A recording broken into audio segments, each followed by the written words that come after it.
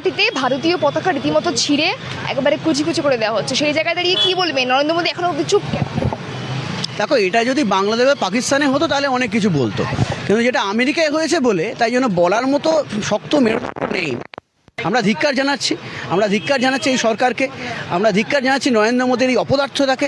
আমাদের এই তেরঙ্গা পতাকা মাঝে অশোক চক্র, তাকে অপমান করছে ডোনাল্ড ট্রাম্পের দেশ আমেরিকা।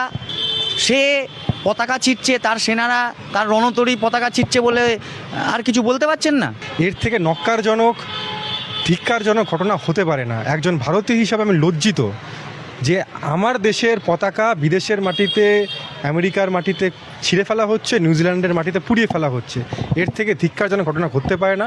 আর নরেন্দ্র মোদী তার মতো একজন অপদার্থ প্রধানমন্ত্রী আসলে গোটা এই ৭৫ বছরের ইতিহাসে, ভারতবর্ষের স্বাধীনতা ইতিহাসে আর কখনো দেখা যায়নি। আমি সাধারণ মানুষ হিসাবে বলতে পারি এর থেকে খারাপ ঘটনা হতে পারে না।